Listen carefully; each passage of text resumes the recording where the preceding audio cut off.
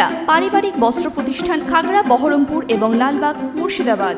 ভগবানগোলায় বিশ্বনাথ ঘোষ খুন মামলায় দোষী শিব ঘোষের যাবজ্জীবন সাজা। জানা যায়, ভগবানগোলার নওদাপাড়ার বাসিন্দা বিশ্বনাথ ঘোষ 2022 সালের 2রা ডিসেম্বর রাত 8:30 নাগাদ ঠাকুর দেখার উদ্দেশ্যে বাড়ি থেকে বের হন। পরদিন ভোর প্রায় 5:30 নাগাদ তার মৃতদেহ উদ্ধার করা হয় তালতলার একটি বেসরকারি নার্সিংহোমের সামনের রাস্তা থেকে।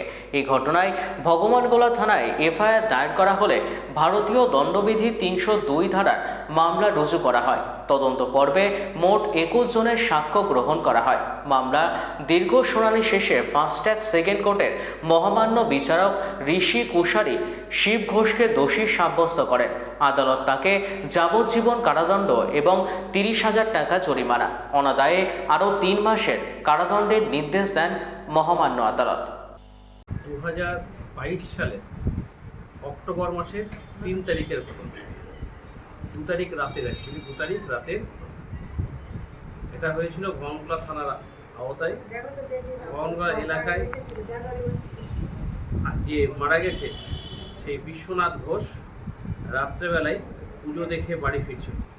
সেই সময় শিবা মণ্ডল তাকে ঢিল দিয়ে মেরে বা ইটের টুকরো দিয়ে মেরে তাকে ঘাম জখম করে এবং মারা যায়।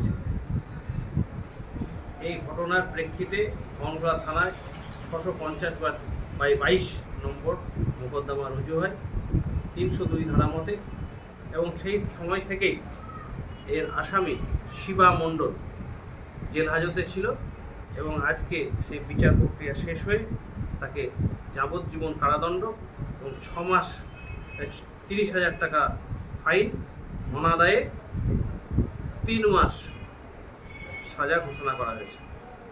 ক্ষেত্রে মার্ডার কেসে সরাসরি সাক্ষী থাকবে এরকম কোনো বাস্তব নিয়ম নেই। তাহলে গোপনে কাউকে মার্ডার করে দিলে সাজা হবে না? সেক্ষেত্রে পারিপার্শ্বিক সাক্ষ্যই মামলা প্রমাণ করে থাকে এবং সেই মতোভাবেই যথাযথভাবে আমরা মামলা প্রমাণ করতে পেরেছি। আমাদের এই মোকদ্দমায় মূলত নাসিম সাহেব সরকারি উকিলের কাজ করেছে। মূলত কিছু কিছু ক্ষেত্রে আমি কয়েকটা সাক্ষী করেছিলাম এবং যেহেতু আর্গুমেন্ট একটা গুরুত্বপূর্ণ বিষয়, সেই কারণে আমি নিজে দায়িত্ব নিয়ে ওর বক্তব্য অনুযায়ী আমি এই মামলায় আর্গুমেন্ট করেছিলাম। সওগাত আলী, ইনচার্জ, লালবাগ।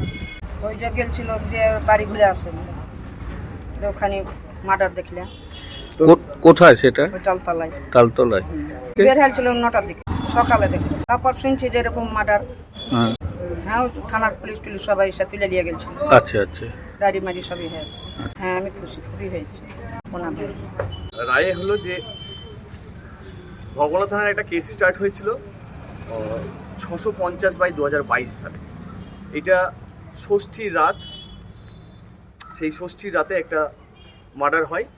সেই মার্ডারে শিবা মণ্ডল মার্ডার করে কল্পনা ঘোষের স্বামীকে, সে বিশ্বনাথ ঘোষকে। সেই কেসের আজকে জজ সাহেব ঋষি কুশারি স্যার সাজা শোনান, যে লাইফ কনফিউজ যাবজ্জীবন সাজা দেন এবং তার সাথে 30,000 টাকা জরিমানা এবং অনাদায়ে 3 মাস।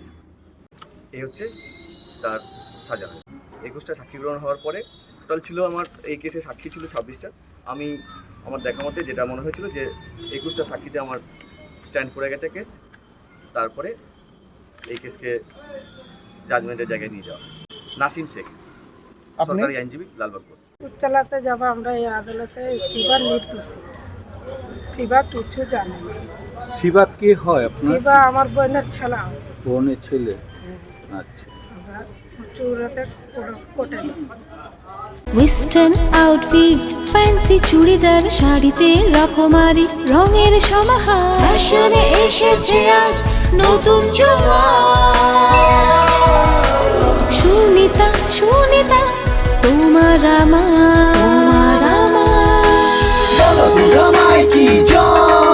আজ পুজোর হাওয়া, নতুন চাওয়া, পোশাকের আমি সুনিতা মন ছুঁয়ে যায়।